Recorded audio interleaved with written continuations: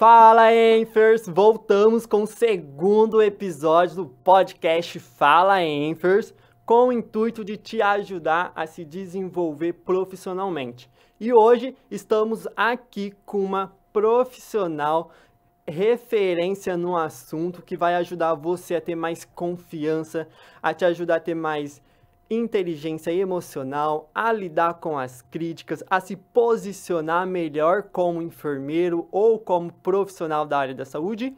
E eu estou aqui com ela, Ana, doutora Ana. Você quer se apresentar, doutora? Sim, pode ser. Primeiramente, prazer, Giovanni. É um prazer estar aqui com você. Sou especialista em terapia cognitiva comportamental e terapia dialética. São duas abordagens breves, bem focadas em metas e objetivos, mas de 8 anos de atuação, né? Já atuei na parte de RH, na área hospitalar, na área escolar também e a parte clínica. Ou seja, tudo que a gente precisa para o podcast de hoje está aqui com a psicóloga Ana. Então vamos lá, Ana. Qual é, dentro da área da saúde, né? Tanto os enfermeiros, mas eu acho que eu entendo que o hospital ele trabalha numa equipe multidisciplinar. Eu acho que um influencia a assistência do outro. Então, se um está bem, o outro também está bem. E se um está mal, vai influenciar diretamente ou indiretamente na assistência do outro colaborador. Como que você vê hoje a questão da saúde mental dos profissionais da saúde? Hoje eu identifico que os profissionais de saúde, eles precisam muito se cuidar, tanto da mente quanto do corpo, porque são profissionais com cargas horárias muito extensas, muitas vezes escalas exaustivas. Eles vêm realmente de uma jornada, né, muito intensa e tendo que lidar com a equipe, tendo que lidar com os pacientes, com familiares dos pacientes.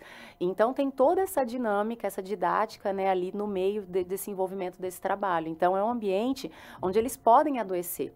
Né, são os primeiros, porque os cuidadores também devem ser cuidados, e querendo ou não, isso é extremamente importante. E isso que você comentou sobre afetar, realmente afeta. A gente sabe disso, que o ambiente, ele contamina, querendo ou não, né, contagia. Então, se um da equipe está doente, está mal, a gente sabe que isso vai impactar, vai refletir nos outros colaboradores também. Alguém muito reclamão, alguém muito, por exemplo, né, que é briguento, alguém muito estressado. A gente sabe que isso na jornada faz com que se torne mais difícil ainda a convivência, o ambiente vai ficando um pouco mais difícil. E sabendo dessas condições, né, essas condições, não vou dizer precárias de saúde mental, mas essa vulnerabilidade que os profissionais da área da saúde têm, o que te levou a ser psicóloga? Você já tinha ideia sobre isso ou você foi descobrindo isso ao longo da sua graduação, da sua formação profissional? Sim, eu já tinha a ideia de querer ajudar, de querer do cuidado, né? Eu acho que os enfermeiros também acho que têm isso, de ajudar, de querer cuidar, de querer servir. Eu acho que esse já é um propósito, já é um intuito muito dos profissionais da saúde, de querer colaborar de alguma forma ali. E eu acredito, assim, na parte da saúde mental, foi uma coisa que me chamou muita atenção, porque eu falei, são pessoas que sentem que precisam de ajuda, que querem ajuda, e eu sinto a necessidade de ajudar esse tipo de pessoas. Então, essas ferramentas, tudo que eu utilizo ali ao longo das sessões, é extremamente importante para essa questão mesmo, sabe? De trazer além do acolhimento, que é extremamente importante, porque os profissionais da área da saúde, como eles entram em contato de diversas formas diferentes, com muitas vezes até eventos traumáticos, com situações muito difíceis, então isso impacta também, né? Então, querendo ou não, a gente que está no dia a dia ali, a gente vê casos, vê situações onde a gente fica mexido, a gente vai embora para casa mexido, a gente chega no trabalho mexido, tem pacientes que não são só pacientes para nós, né? A gente pega um carinho, um afeto, porque querendo ou não, você convive com aquela pessoa, você entende o histórico dela, você está nos piores momentos daquela pessoa. Então, tem muitos momentos de risada e momentos de tristeza. Então, cuidar da saúde mental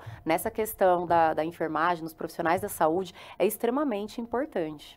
E para cuidar, você também tem que estar bem cuidado, né? Sim. E eu acho que, vou falar experiência profissional, né? Sim. Muitas vezes eu sou negligente com a minha própria saúde, né? Tanto física, tanto mental, porque a gente espera estar sair esgotado para poder procurar ajuda, né? Então, a hora que está ali no último momento, não, agora preciso ir lá buscar ajuda. E muitas vezes essa ajuda, não vem nem através de um psicólogo. As pessoas já querem buscar logo uma medicação, então já quer passar por um psiquiátrico e acaba esquecendo um pouquinho do psicólogo. Esse é o meu ver. Eu acho que o psicólogo acho que fica sempre como a última alternativa.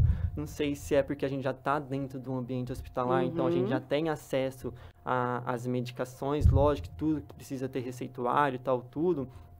Né? Então, eu acho assim, é mais fácil eu tomar a medicação do que fazer 10 sessões de terapia ali com uma psicóloga para tentar me ajudar a entender os meus sentimentos. Então, eu vejo muito disso, que tem um pouco mais de resistência da nossa parte em procurar esse tipo de ajuda. A gente prefere vamos direto no psiquiátrico, já com o intuito de sair de lá com a medicação, e muitas vezes já vai até com as medicações. Doutor, eu acho que eu tenho que fazer essa, porque eu acho que essa aqui vai ter efeito colateral, então acho que é melhor essa, enfim. E, Ana, dentro do ambiente hospitalar, né, o que eu posso ver é uma questão de... Não é uma empatia entre os colaboradores, mas muitas vezes falta realmente uma empatia com o estado mental do próximo, né? Que muitas vezes a gente sabe que está ali sobrecarregado, principalmente em épocas de surto. Agora a gente está tendo surto de influenza, dengue, então os serviços acabam sendo um pouco mais sobrecarregados, então aí a gente tem acompanhantes que querem passar pelo serviço de atendimento mais rápido. Lógico que a gente compreende que cada um tem a sua dor, né? Porque a dor, às vezes, para mim pode ser mas para o outro ela é mais alta. Então, às vezes, as pessoas acabam não tendo um pouco mais de paciência e isso acaba vindo descontando tudo na linha de frente. Enfermagem, né? Que é a gente que está ali. Então, como que o profissional se prepara para isso? Como que ele se previne de absorver todo esse estresse que os acompanhantes, os pacientes, né, estão jogando sobre ele? É muito importante cuidar no sentido de buscar terapia, justamente para treinar essas habilidades, para ganhar repertório emocional, para lidar com esse estresse, para lidar com tolerância a mal-estar, tolerância à crise, para se regular novamente também, para voltar a um estado de calma, porque muitas vezes ali, se a gente não está equilibrado, a gente não consegue resolver o problema, né? Tem menos chances disso dar certo. Então, o quanto que é importante primeiro se estabilizar para você conseguir resolver o problema. E querendo ou não, todo mundo que busca um hospital, que busca um postinho ou algo, é importante entender que eles já vão por uma razão. Geralmente já estão com desconforto, estão com dor, já estão indo numa situação de vulnerabilidade também, emocional, às vezes até financeira, familiar, porque desestrutura, tem que colocar uma pessoa da família ali para fazer os cuidados, para ficar naquele ambiente hospitalar que às vezes não tem uma condição também tão confortável. Então, querendo ou não, o familiar, o paciente, ele está numa situação de vulnerabilidade. Então, a gente entende esse contexto, que ele já está nesse contexto inserido. E o profissional, ele tem que ter habilidades de comunicação, por exemplo, para conseguir ser flexível, para conseguir negociar, para conseguir ter a empatia também. E se colocar de uma forma assertiva, né? De não brigar com o paciente, não estressar. Eu sei que é muito difícil, porque querendo ou não, igual você comentou, é uma carga horária muito exaustiva, eles estão sobrecarregados, é muita demanda, a quantidade de pacientes que eles atendem acaba sendo algo bem cansativo. E muitas vezes eles não têm como se recuperar muito dessa jornada. Então até o sono é prejudicado, a alimentação muitas vezes também acaba sendo negligente com essa parte do sono, da alimentação, que é o básico, mas muitas vezes chega a gerar um burnout, exatamente, de esgotamento de trabalho. E aí ele vai deixando de ter aquela performance, aquele desempenho, pela falta do autocuidado. Então, junto à falta do autocuidado, de não conseguir ter esse tempo para você ir num psicólogo, por isso que a medicação é uma via muito rápida, porque realmente é o caminho mais fácil que você tem. A medicação, ela vai reduzir seus sintomas ali mais rapidamente, né, os sintomas físicos. Mas existe toda uma causa que a gente tem que cuidar, às vezes é o jeito da pessoa funcionar, muitas vezes o estresse, a intolerância vai começando, a impaciência, a gente vai tendo sinais dentro da jornada de trabalho que a gente vai detectando que precisa de um cuidado. Às vezes você já não está mais animado, você não está fazendo nada mais de prazeroso na sua vida, faz tempo que você não faz algo prazeroso, então tem muitas coisas que são importantes ter esse olhar, voltar esse olhar, e às vezes é o colega do trabalho que vai identificar e perceber que já faz um tempo que você está assim, que se você está desregulando, começando a ter comportamentos que antes você não tinha. Então, as pessoas começam a estranhar determinados comportamentos que a gente vai sinalizando que não está bem, que tem algo precisando ser cuidado. E eu acho que isso, o profissional da saúde, é importante treinar essas habilidades de comunicação, de regulação, de tolerância a mal-estar, porque ali é um ambiente que o tempo todo vai acontecer, né? É como se fosse apagar incêndio. Então, toda hora eu tô apagando incêndio, vem uma urgência. Então, eles vivem em estado de alerta, é difícil até de relaxar, é difícil até de descansar. Então, muitos desses profissionais acabam não conseguindo fazer isso. Não conseguindo. E você apontou uma questão da síndrome de burnout, que, ao meu ver, se tiver algum profissional que não tenha, ele tá fazendo alguma coisa de errado, porque ou ele não tá dando muito plantão, ou não sei o que aconteceu. Mas o que leva, né? Você falou que o paciente, o profissional, ele pode desenvolver ali a síndrome de burnout, mas como que a gente chega nesse diagnóstico? Porque hoje muito é isso, eu tô estressado, síndrome de burnout. Eu tô com isso, eu tô com síndrome de burnout. Mas tem um contexto, né? Se é uma síndrome, então ela tem um contexto. Então, são vários sintomas para poder definir essa síndrome. E o que leva, né? O que caracteriza a síndrome de burnout? Ela é diferente de uma ansiedade, de uma depressão? Ela é diferente porque a síndrome de burnout, ela acaba acontecendo por conta do quê? É o esgotamento emocional. Então, a pessoa, ela já está no nível de desgaste, assim, máximo. Não é só um descansar, ela pode dormir o dia inteiro, ela ainda continua cansada. Mas é um cansaço que não tem como se reenergizar. Ela não tem mais como recarregar essa bateria dela. Então, o que acontece? Ela já chegou naquele patamar, naquele pico, naquele ápice, onde ela não dá mais conta. Então, geralmente, a produtividade começa a cair. E aí, já está caindo de um tempo já. Ela já está deixando, igual a questão do autocuidado, da dificuldade de descanso, vai deixando algumas coisas que são nutridoras e acaba tendo só coisas desgastantes mesmo. E essas questões desgastantes acabam evoluindo para um quadro clínico, que aí acaba gerando a síndrome de burnout, que geralmente tem a ver com o estresse, com a fadiga, o cansaço, uma irritabilidade, uma intolerância muitas vezes maior. Então, o que vai acontecendo, às vezes o profissional ali, o médico, o enfermeiro, que são pessoas que estão o tempo todo em atividade com plantões muito grandes, às vezes uma jornada extensa, eles muitas vezes começam a detectar esses sinais importantes, mas acabam deixando levar, né, tentando cuidar de uma forma ou de outra. Às vezes eles vão relaxar, às vezes até com uma bebida de final de semana, vão relaxar às vezes tomando remédios para conseguir dormir, mas ainda precisa trabalhar a causa disso, porque ainda ele continua esgotado, ele não melhorou. Não é porque tomou um remédio para dormir, que geralmente é a base disso que muitos ficam, mas que isso já está simbolizando que está tudo bem. Então, essa questão da síndrome de burnout, eles vão identificando a falta de vontade de trabalhar. Então, ama muito o que faz e chega um momento que, por amar demais o que faz, começa a sofrer, começa a sentir um mal-estar muito grande, uma ansiedade antes de ir trabalhar. Então, muitas vezes, eles não estão com energia para fazer aquilo que ama fazer. Então, a performance, o desempenho vai cair.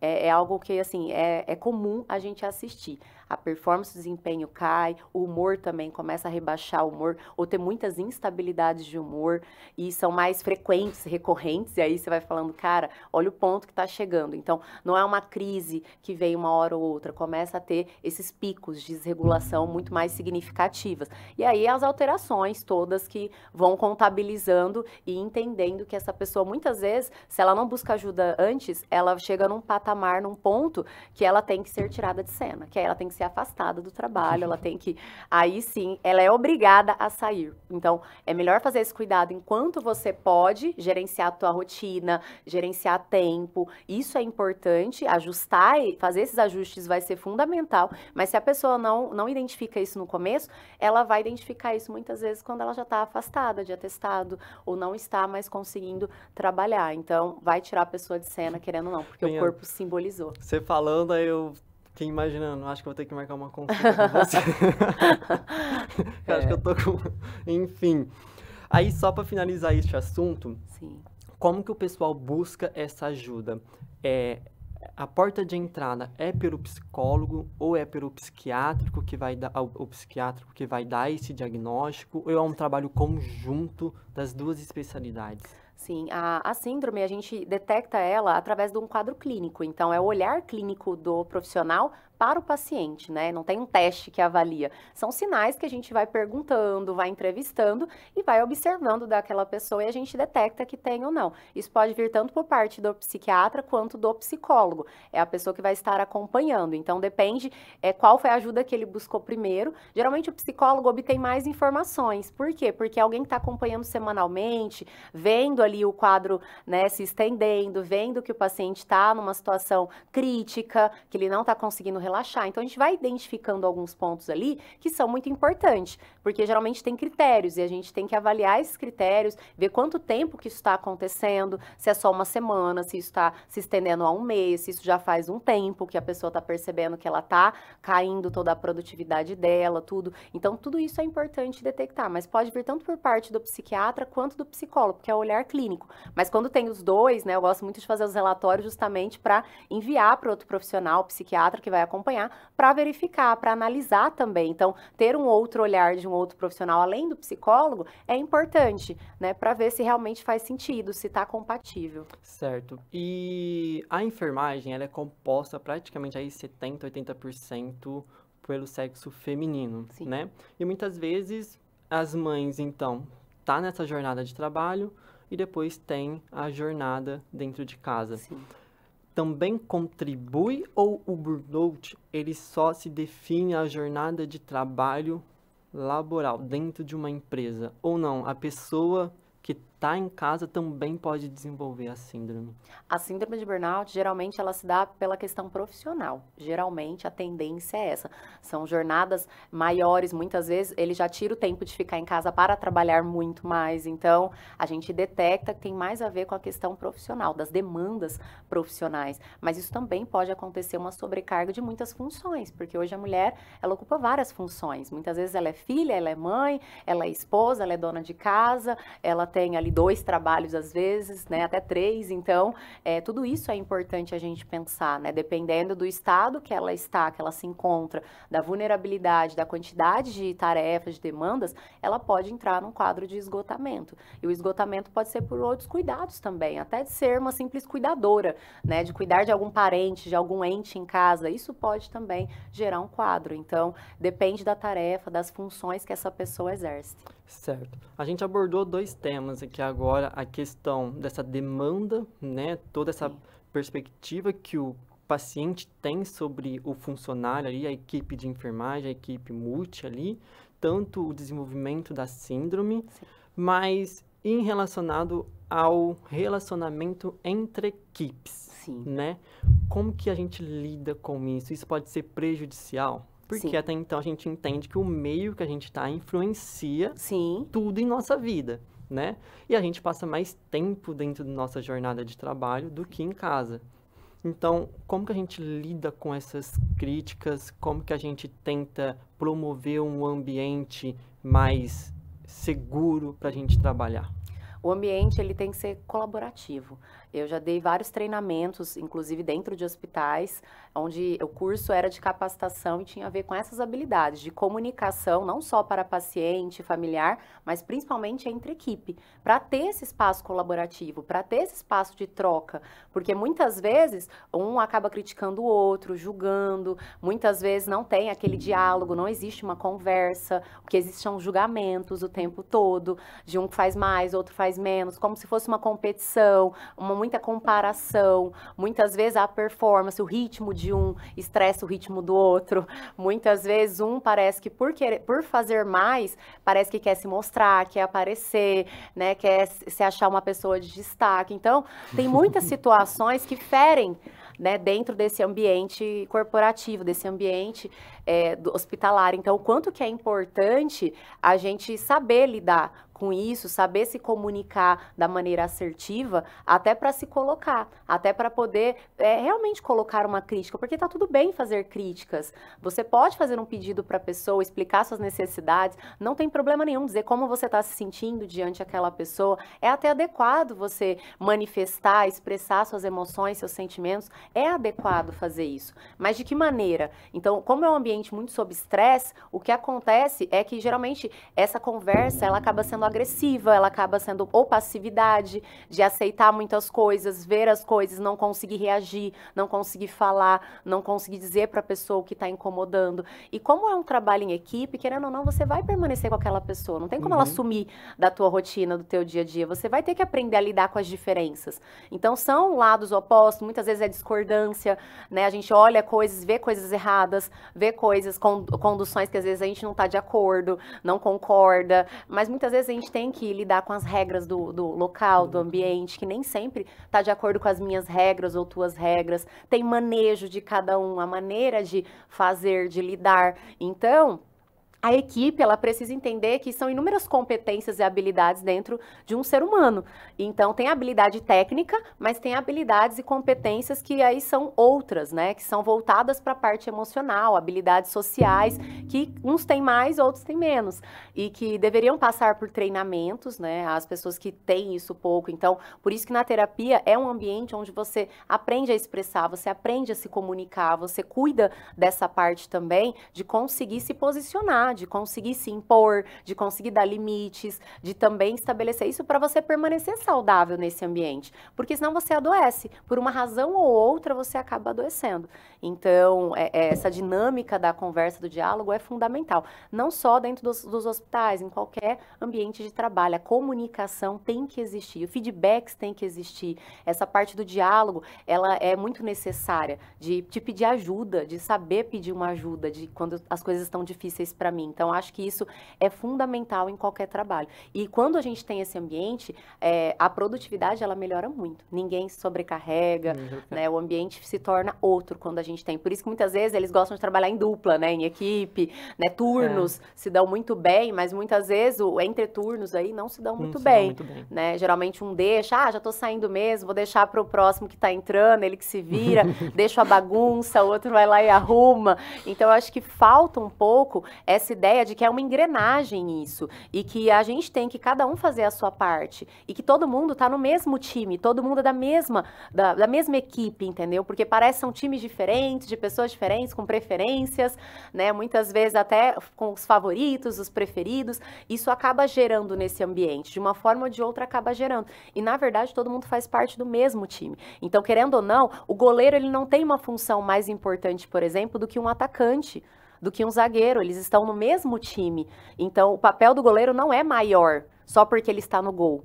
Então ele que realmente, o culpado é ele, tudo tem a ver com ele? Não. Então falhou ali no começo, falhou na defesa, falhou no ataque e fez com que fosse o gol. Mas isso é prejudicado o time todo. Então isso impacta o time inteiro. O resultado vai para todo mundo. E é isso que eles não entendem. Então tem várias empresas onde eu vou dar treinamentos e eu revelo isso, quanto que isso é importante. Porque às vezes eles acham que um é maior que o outro, a função de um é maior que o outro. Muitas vezes até o técnico de enfermagem ele acaba fazendo mais coisas do que o enfermeiro e ficando muito injustiçado, com a sensação de injustiça. Tem muito, né, situações que atrapalham. Muito, muito. E isso que você deu exemplo agora do futebol, eu trago para a equipe. Sim. Porque quando a gente recebe um elogio, quando recebe alguma premiação, todo mundo está envolvido, entendeu? A recepção, o pessoal da serviço da limpeza, o técnico, a equipe de enfermagem, tanto auxiliar, o técnico, a enfermeira, a equipe médica, o fisioterapeuta, todo mundo ganhou. Porque,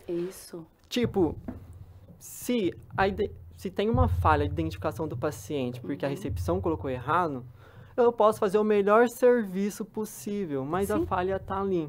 Então, se ela faz certo, ela vai me ajudar a realizar. E no final, todo mundo vai ser campeão. Não importa se você é atacante, zagueiro, coisa. No final, ou o time perdeu tudo junto, ou foi campeão todo junto. Não se fala do craque do jogo. São habilidades diferentes, né? Que cada um tem. E que bom que cada um tem, porque imagina todo mundo se fosse goleiro. Não daria certo. Então, um é mais analítico, um é mais observador, o outro é mais comunicativo, um é mais, né?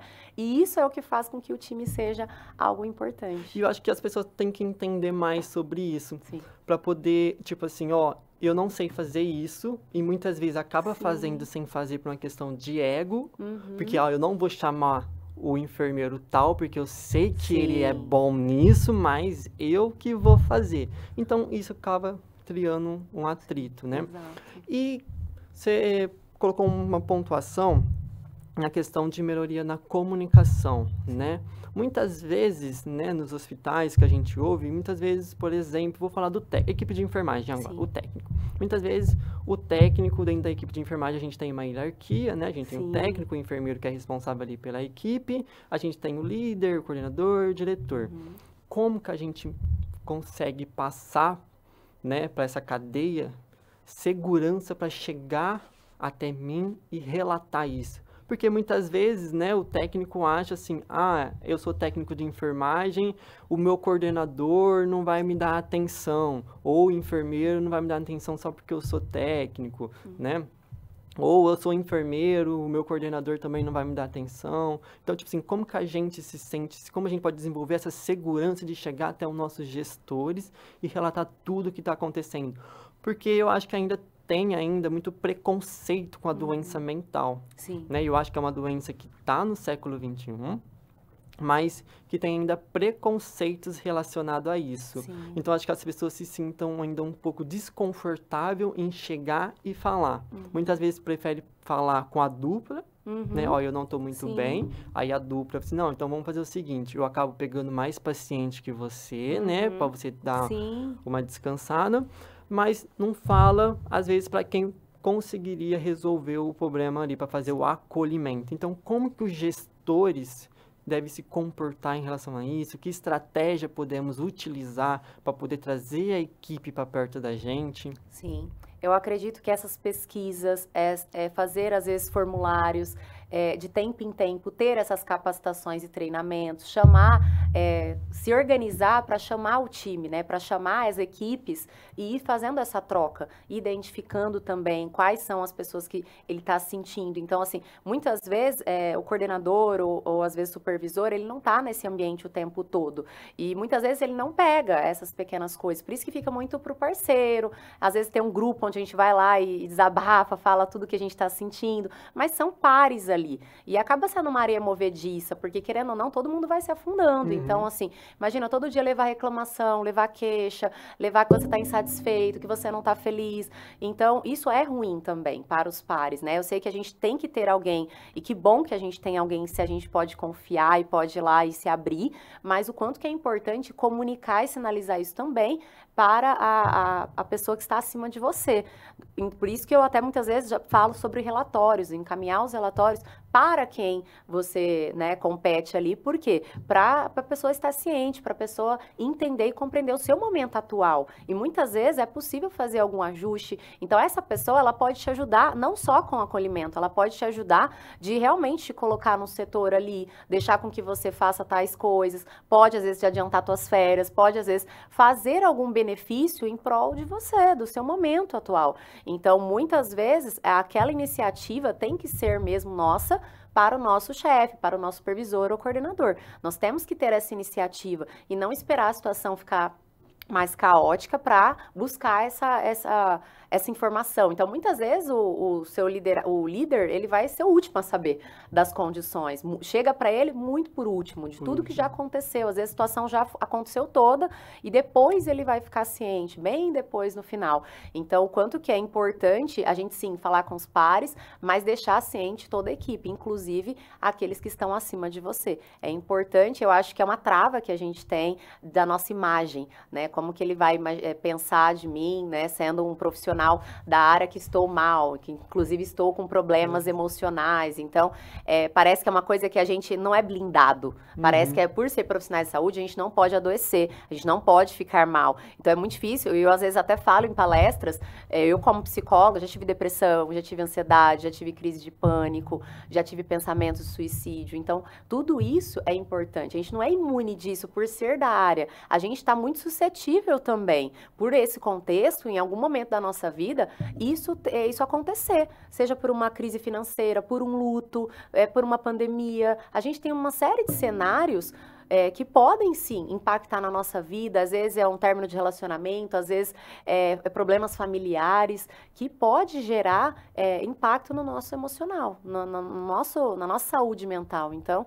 isso é extremamente importante. O legal de você ter falado essa questão do brindado, né, que por você ser psicólogo, você teve ansiedade, depressão, é que as pessoas realmente acha que a gente realmente é brindado, né? É abençoado ali por Deus. Graças a Deus, durante a pandemia, né, teve bastante casos de profissionais da área da saúde que se contaminou, mas a gente conseguiu ter profissionais para continuar na assistência, né? Sim. Lógico que em determinados casos ali, né, regiões, realmente faltou profissionais, né? Sim. Mas é muito importante a gente relatar isso, porque às vezes a pessoa, a gente entende, né, o começo da conversa, entende que a pessoa está com dor, que ela está num estágio de fragilidade, que ela está buscando no hospital porque tem algum motivo, Sim. mas também a gente é enfermeira, a gente precisa se alimentar, a gente precisa comer, né, se alimentar, comer, beber água, ir ao banheiro, entendeu? A gente precisa descansar. Então, as pessoas não entendem. Lógico que a gente tem uma responsabilidade que, se eu tô com um paciente grave, eu não vou deixar meu paciente grave lá e vou lá comer, entendeu? A gente tem essa responsabilidade, né? Porque a nossa conduta é ética. Mas a gente também é humano, a gente também é trabalhador, né? Assim como todo mundo no seu ambiente de trabalho faz sua pausa, toma teu café, vai almoçar, a gente também tem esses direitos, né? Eu acho que é outro fator também que influencia na nossa qualidade de saúde, né? Na nossa péssima qualidade, porque a gente não se alimenta direito, ou come 7 horas antes de assumir o plantão, depois vai comer só depois de 12 horas, a hora que termina o plantão. Exercício físico quase não consegue fazer não pela consegue. jornada bagunçada, né? Então, isso vai tudo piorando. E você falou, para entrar numa questão, o que eu consigo fazer, né? Para melhorar a minha autoestima, para melhorar a minha emoções, a minha inteligência emocional, o que influencia, a minha vestimenta influencia, o meu jeito de falar, a minha postura, porque conforme a pessoa vai ficando esgotada, cada vez mais ela vai se reprimindo, não é? Então, como que ela faz para se libertar disso? O que você orienta para os seus pacientes na terapia? Muitas vezes o autocuidado, ele parece ser uma coisa muito difícil.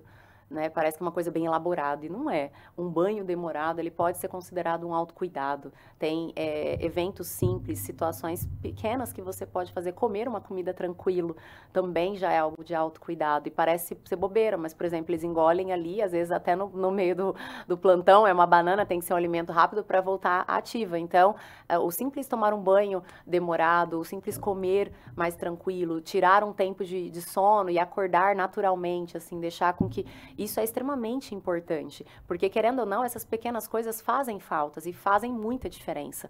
Conseguir sair, porque muitas vezes eles não têm energia para ter hobbies, diversão. Como vive essa jornada intensa, trabalho e descanso, prioriza só isso. E aí não cultiva as outras áreas de vida, né? A espiritualidade eles vão deixando, vão abandonando. Então, a gente tenta ver essa zona mais prazerosa da vida para dar mais cor para essa vida. Então, assim, é importante pensar que o autocuidado, ele é pensar, satisfação e prazer são coisas diferentes. Então, quais são as coisas prazerosas? Às vezes é ficar com o seu filho, pode ser algo prazeroso. Às vezes você assistir um filme, assistir uma série, comer uma comida gostosa, uma comida de um lugar que você deseja. São pequenas coisas, né? Às vezes é um cuidado com o teu cabelo, um cuidado exatamente com a tua imagem, de conseguir ir numa manicure, às vezes fazer, e faz tempo que não faz, às vezes uma unha. É um cuidado simples, mas que é tão necessário e a gente vai se abandonando aos poucos. Então, a importância de resgatar isso enquanto é tempo. Às vezes não vai dar para fazer daquele jeito que a gente gostaria, aquele modelo ideal que a gente quer tanto, né? Da vida toda cravada, bonitinha. Mas pequenos ajustes é possível fazer, sabe? É flexibilizar conforme a tua realidade, o teu momento. Então, respeitar essa individualidade do seu momento. Certo. E agora, uma questão pessoal minha, né? Eu sou muito competitivo, né? Eu olho muito ao meu redor, então, tipo assim, todo tempo eu tô me comparando. Ai, porque o fulano tá fazendo isso e acho que eu tô ficando para trás. Mas às vezes eu não tô ficando para trás, mas o meu ver, eu tô ficando para trás, né? Porque a gente coloca tanta expectativa, né? Às vezes, muitas vezes a ansiedade, eu faço também para ansiedade, né? Às vezes eu consegui conquistar aquilo que eu queria tanto, mas a ansiedade ela é tão forte que eu tô pensando em outra coisa lá na frente que eu acabo não aproveitando aquilo que eu já tinha pedi e conquistei. E como que a gente lida com isso dentro do nosso trabalho? Com essa questão de expectativas, se eu vou ser promovido, se eu não vou ser promovido, se eu estou fazendo bom serviço, se eu não estou fazendo bom serviço. Como que a gente lida com essas expectativas? Sim, fazer o seu trabalho da melhor forma, entregar o seu melhor. Cada dia a gente vai ter um melhor para entregar. Então, se a gente fica olhando muito para o vizinho, a gente esquece de se concentrar naquilo que importa, que é em nós mesmos. Então, sempre sim se capacitar, porque é importante. Não precisa competir, porque não é uma corrida de quem chega primeiro, ou ninguém ganha mais por isso, muitas vezes, né? Eu já vi muitas pessoas entrar em estado depressivo, assim, caótico, até de questão de suicídio, de pensamento suicida, por conta disso, por conta de ser muito extremista, muito autocrítico, muito exigente. Então, acabou até o perfeccionismo gerando tudo isso. Então, é um ponto importante para pensar. Não estamos competindo e a gente não tem que usar régua de ninguém, né? A régua é nossa. A gente tem que pensar e se comparar nós com nós mesmos. Quem nós éramos, com quem nós somos hoje. E aonde a gente quer chegar? A gente tem que ter um estado desejado daqui a um ano. Como que eu quero ser reconhecido? O que eu quero conquistar, alcançar? Isso é extremamente importante. Senão a gente só fica buscando só essa corrida e nem sabe aonde quer chegar, na verdade. Então, essa corrida desesperada é para chegar aonde? Essa velocidade 5 parece de um carro que está vivendo na velocidade 5. É para quê? Qual é o destino disso? Então, você tem que chegar ali e tem que também celebrar, prestigiar, né, cultivar aquele momento da conquista, porque parece não fica só numa corrida de bater meta, de se desafiar e você não consegue celebrar, você não consegue participar disso de uma forma legal. Então, o maior erro das pessoas hoje está nesse jogo de querer conquistar mais e mais e mais e mais, com essa sede que, por um lado, seria positivo, porém, eles estão sem um alvo. E aí fica só nessa corrida e não sabe exatamente aonde quer chegar. Então, é extremamente importante entender qual é o estado desejado, qual é o próximo passo, o que você quer fazer logo em seguida. E essa questão de alvo é algo muito bem pessoal para mim. Sim. Porque recentemente, eu estava estudando, eu gosto muito de estudar. Sim. Né? Então, eu sempre busco oportunidades de aprendizado. Claro. Este é o meu objetivo hoje, recém-formado, este é o meu objetivo Sim. hoje.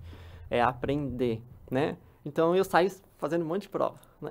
Vou para Belo Horizonte fazer prova, vou para Minas fazer prova, e vou passando, Sim. mas só pelo simples fato de passar. Porque aí vai lá, me convoca, ah, não, obrigado, vou ficar onde eu estou. Aí abre outro concurso, Giovanni vai lá, presta, passa. Até que, tipo assim, é o que você acabou de falar, você vai, não tem um foco, não tem um objetivo até então.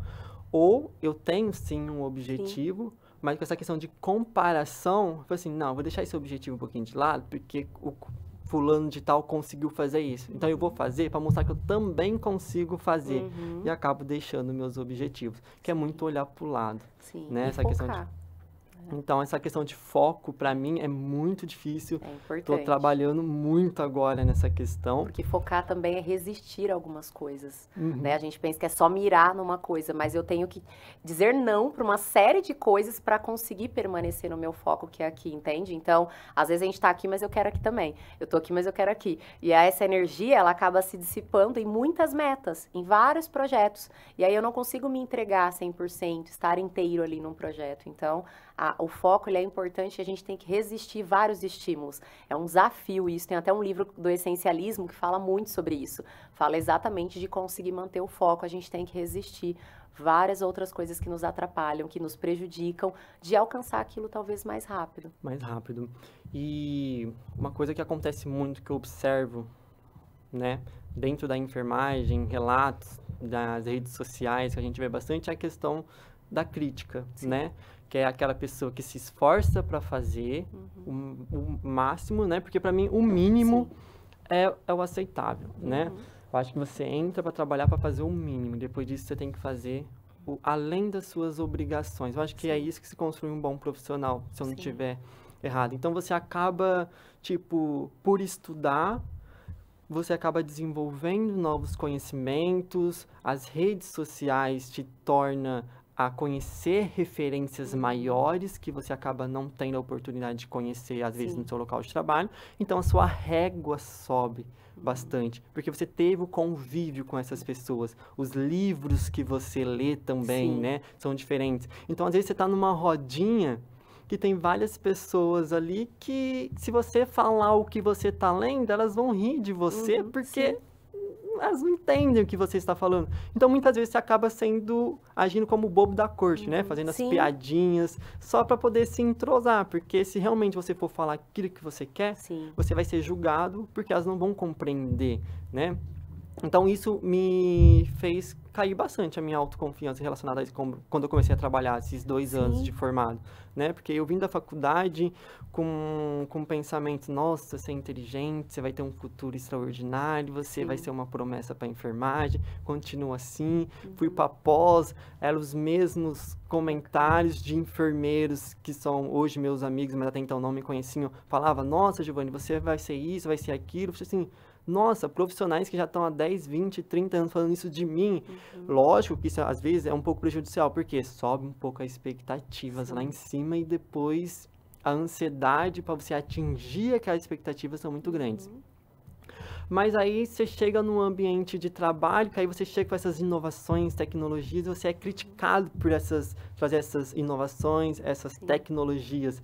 Então, como que a gente lida com essas críticas? Lógico que a gente tem que saber filtrar, né? Hoje eu estou tentando desenvolver aquilo, né? Se a pessoa não faz, né, o conselho dela, eu não pegaria um conselho positivo, para que eu vou pegar o conselho negativo dessa pessoa? Mas muitas vezes a gente pega esse conselho negativo, né, a gente acaba pegando mais o conselho negativo do que o positivo. Então, como que a gente lida com essas críticas das pessoas que não querem fazer, mas criticam quem faz? É importante a gente entender que ali é só uma opinião. Se a gente trabalha que a crítica, ela é uma opinião, e a pessoa, ela pode ter pontos positivos e negativos a seu respeito. Existe lá dos opostos. Eu posso pensar numa coisa e você pensar totalmente o contrário. E tá tudo bem. Eu não preciso te convencer, te provar, te mostrar que eu estou certa. Ou que, de fato, eu estou querendo provar, mostrar, para ter essa aprovação. Então, não tem necessidade disso. Eu realmente preciso entender que talvez, para mim, funciona nas minhas regras e para você funciona nas tuas regras. E que tá tudo bem. Para você, talvez, a forma como eu me vista hoje não tá ok. E tá tudo bem também. Eu preciso respeitar e entender as diferenças mesmo. Respeitar as diferenças. Aceitação radical de que as pessoas vão comentar, vão opinar o tempo todo, a vida inteira. A sociedade é assim. Então, a gente não vai também ser imune disso, da crítica, né? A gente não vai passar ilesos disso. Todo mundo vai sofrer críticas. E quanto mais você é criticado, você vai criando uma casca também, de entender, de compreender. Então, com o tempo, a gente aprende a amadurecer esse lado em relação à crítica, de que tá tudo bem. Eu não vou entrar nesse embate para provar quem que é o melhor, quem que tá certo. Eu simplesmente vou te respeitar. Então, a crítica, a gente tem que apenas compreender, né, que vem de alguém, de quem vem, e se essa pessoa é relevante para você. É importante, é uma pessoa que... Porque você tem que escolher os conselheiros, as pessoas que você tem como conselheiro, as pessoas que você vai buscar uma informação, as pessoas que você quer, assim, que dê palpite sobre a tua vida, sabe? Então, tem situações onde você vai buscar essas pessoas. E são mentores, são pessoas que você tem e preza realmente e vislumbra, olha ali, né? E querendo ou não, você tem uma admiração por aquela pessoa. O que ela vai falar, vai entrar e vai fixar na tua cabeça. Mas dependendo, tá vindo de alguém que realmente a vida dela é desse jeito, ela vai sempre pensar assim e você não vai mudar ninguém, então você não vai convencer ela. A pessoa pode estar errada e ainda continuar acreditando no que ela quiser acreditar. Ela pode continuar. Então, a partir do momento da dialética, a gente trabalha muito isso. A dialética fala, acha um caminho do meio. Então, é isso, é o jeito que você pensa. Então, eu não vou mudar. Então, eu acho que essa é a parte principal. Quando cai essa ficha de que você não precisa provar isso para ninguém o tempo todo, ser aprovado, porque senão você tem que se testar todo dia. Você vai ter que ficar tentando. Se eu falo que você é de cabelo roxo é melhor, amanhã você tem que estar de cabelo roxo. Se eu falo que você tem que estar de barba maior, amanhã você tem que estar. Você vai se perdendo e se afastando de quem você é, da sua essência, daquilo que você preza. Então, você sonhou, você sabe o que você está sonhando, você tem suas metas, só você sabe o que tem, qual é a visão. A visão, ela é dada para uma pessoa só você tem a visão. Então, às vezes, compartilhar isso numa mesa, eu falo, qual é a necessidade de compartilhar, às vezes, com essas pessoas? Porque, às vezes, é em vão. Você vai realmente ser ridicularizado, vão zoar de você, vão julgar, vão ficar com aquela cara menosprezando, ou, às vezes, olhando para você como se realmente não fosse isso. Então, essas pessoas vão queimar o seu sonho.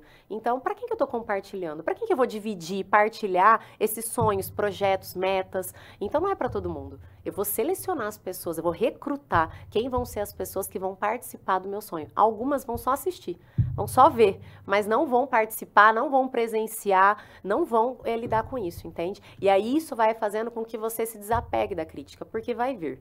Vai vir, né? De diversas situações, a gente sabe que vai vir. Tem a parte que gosta e a parte que não gosta. Sempre vai existir o lado oposto. Então, acho que essa é a parte principal. O lado oposto sempre vai existir. Então, quando você é criticada, é porque a pessoa está contra algo que você acredita, não está de acordo com aquilo que você talvez acredita. Então, lado oposto sempre vai existir.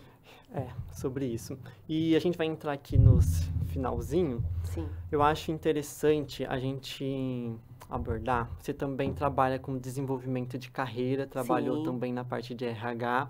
Falando nisso, RH, eu só saí no assunto. Se eu não estiver enganado, meu primeiro emprego, eu acho que foi com você como menor aprendiz, quando você fazia seleção, você que me indicou para uma vaga, quando você trabalhava numa empresa lá em Sertãozinho. Verdade. Aí, assim, é esse daí. Olha aí, que coisa. Vamos falar o nome da empresa, que eu não sei se pode falar ou não, Mas era uma escola de curso profissionalizante que também recrutava. Lembrei exatamente agora. Isso daí. Olha aí, das antigas. Das antigas, nem fala. O que você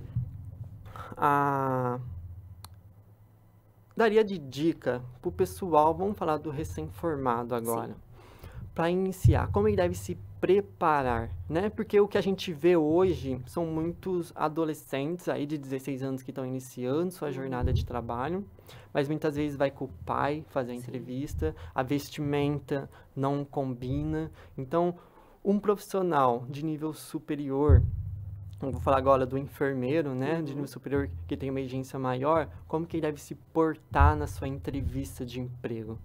A nossa avaliação, ela, como recrutadores, né, a gente avalia muito rapidamente a pessoa, né? Então, assim que ela chega pra gente, né, os 3 minutos tem gente que fala que é muito importante. Então, a sua apresentação, o jeito que você chega na empresa, a tua postura é extremamente importante, a tua imagem pessoal, e principalmente quem é da área da saúde, né? Estar com uma aparência limpa, estar realmente com uma aparência de bem cuidado, cabelos cortados, barba feita, as mulheres com unhas feitas, ou unhas ali limpas, isso é extremamente importante. E as pessoas hoje não se preocupam muito, ainda mais por trabalhar sempre com touca, com jaleco, com essa coisa, a pessoa parece que não se importa tanto com a imagem. E hoje, né, na era digital, na era da internet, onde nós estamos muito em exposição, e ainda mais pelo fluxo de pessoas que a gente caminha, né? Do lado de médicos, do lado de pessoas de todos os níveis, né? Querendo ou não, isso impacta também, né? No que os pacientes vão tendo de impressão sobre você. Então, esses cuidados é extremamente importante. Você cuidar exatamente, ter uma maquiagem legal, trabalhar com, às vezes, uma coloração de roupa, saber o que combina com você, usar roupas confortáveis, porque eu sei que da área da saúde a gente precisa dessa parte, mas eu vejo que as pessoas acabam não se importando tanto com essa imagem. E é o que diferencia, às vezes, um profissional do outro, porque técnica todos vão ter. Então, o que diferencia é muito isso. É a maneira que você se porta, é as qualificações que você tem, que eu não falo só de competência técnica, entendeu? Mas aprender a falar bem, aprender a imagem, né? Trabalhar sobre a tua imagem, sobre o teu brand, a tua marca, ter redes sociais aí aderentes, porque hora ou outra, hoje as pessoas buscam por isso, querem saber quem que é aquela pessoa. Então, a maneira como você se apresenta, que você se porta, as redes sociais estão aí como também portas de oportunidades. Então, eu acredito que desde o seu material escrito, que é o currículo, desde isso até a tua entrevista, até a tua apresentação física, tudo vai contabilizando pontos, entende? A gente vê assim. Eu vou trazer uma questão pessoal aqui, nossa. Essa questão que você falou de redes sociais, né? O que acontece? Na minha última consulta com você, né? Para quem não sabe, a Ana é minha psicóloga. E eu estava num processo que eu estava um pouco insatisfeito no local de trabalho onde eu estava, né? Até então, não estava tendo muitas oportunidades. Então, a Ana me orientou, fez esse mesmo feedback que ela deu aqui agora, ela deu para mim. Ela me orientou com a questão das redes sociais, né? E por mais que eu trabalhe com as redes sociais, tem redes sociais específicas para você conseguir entrar no mercado de trabalho, como, por exemplo, o LinkedIn. Então, eu comecei a entrar no LinkedIn, desenvolvi todo ali o meu perfil profissional, as fotos que não, né? Tudo é estética, né, gente? Tudo é estratégico lá dentro, né? Tudo. E foi na quinta-feira, minha reunião com você foi na quinta-feira. Na sexta-feira, eu saí da empresa onde eu não estava satisfeito. E na segunda e na sexta-feira, eu já iniciei esse processo de atualizar o meu currículo, enviar o meu currículo através do LinkedIn.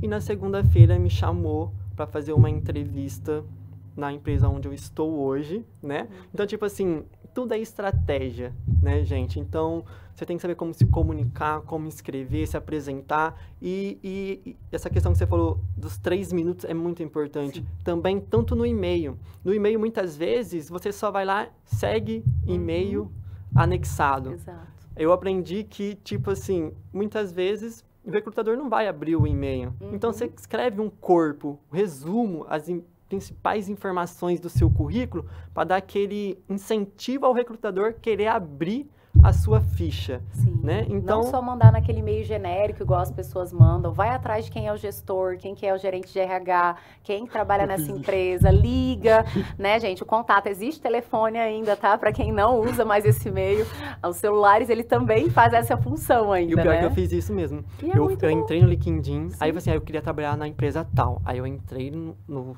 site da empresa, eu vi quem seguia.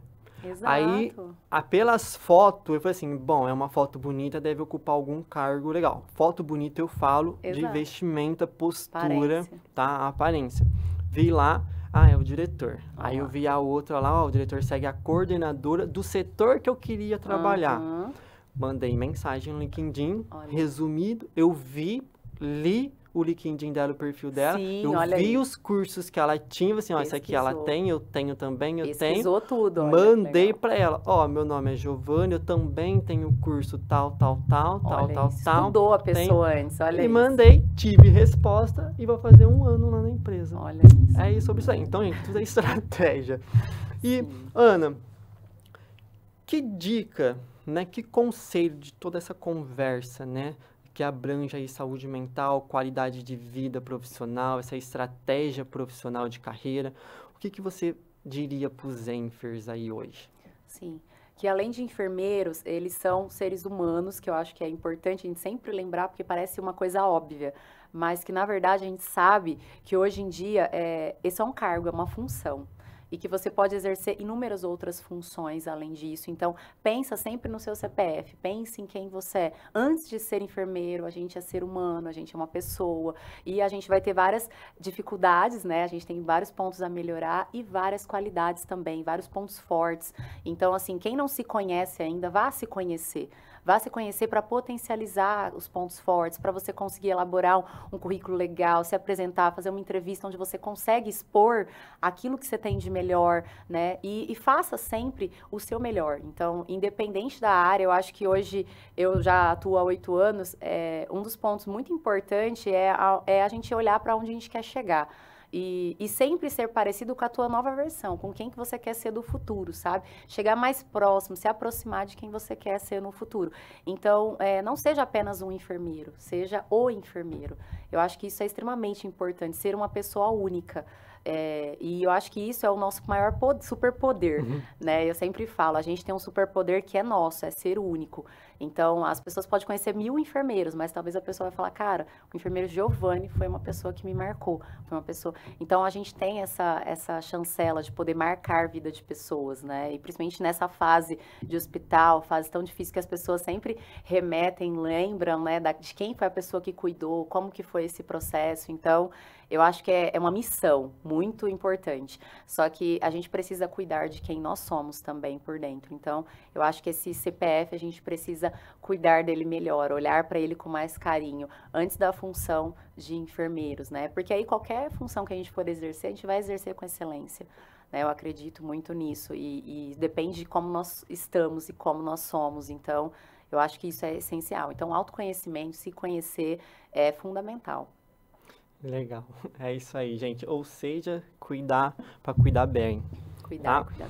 E existem estratégias, né? Vários hospitais têm várias estratégias, tem psicólogo, tem o SESMIT, você tem canais de comunicação. Tem planos de saúde, né? Benefícios que eles também podem buscar. Então, cabe, eu acho que o profissional também dar uma pesquisada, entrar em contato com o RH, ver quais são essas possibilidades, com o gestor, porque o gestor, ele sabe de tudo ali que acontece, então ele consegue te instruir melhor, né?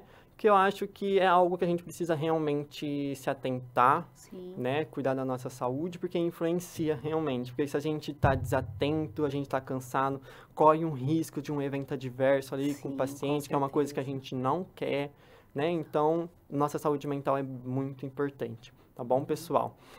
Bom, gente, é isso aí. O papo de hoje foi com ela, a doutora Ana Lopes, tá? Psicóloga. Se você não tem uma psicóloga, segue o @ dela, tá bom? Entre em contato com ela. Ela também trabalha nas redes sociais, faz um trabalho incrível por lá. Ela dá várias dicas também voltado para tudo, né? Você trabalha mais voltado... Quais são os pontos que você mais está trabalhando Na rede social, a gente fala muito sobre inteligência emocional como um todo, né? Mas falamos bastante sobre ansiedade e produtividade. Então, ansiedade, gente, já corre lá. A maioria da enfermagem vai estar lá já. Exato, né? A maioria. Bom, pessoal, é isso aí. Muito obrigado pela atenção de vocês. Lembrando que é muito importante, tá? Que você compartilha, curte, acompanhe nossas redes sociais, deixe seus comentários, quais são suas dúvidas. Se tiver mais dúvidas relacionadas ao tema, a doutora vai voltar aqui para te responder, ou a gente arruma outras ferramentas aí de comunicação para estar tirando as suas dúvidas. Mas o mais importante é acompanhar a gente. Estamos em todas as plataformas, hein, Anchors? Então não tem desculpa. Chegou atrasado no serviço? Vai escutando no Spotify. Tá no horário de almoço? Escuta no YouTube, entendeu? Tá ali, ó, os 15 minutinhos, é o Instagram, tá ali pra você, só não deixa seu gestor ver, tá bom? Aí é isso aí, Anchors. Muito obrigado pela presença de vocês. Estou muito feliz aí pelo 2º dia de podcast e espero vocês até a próxima semana.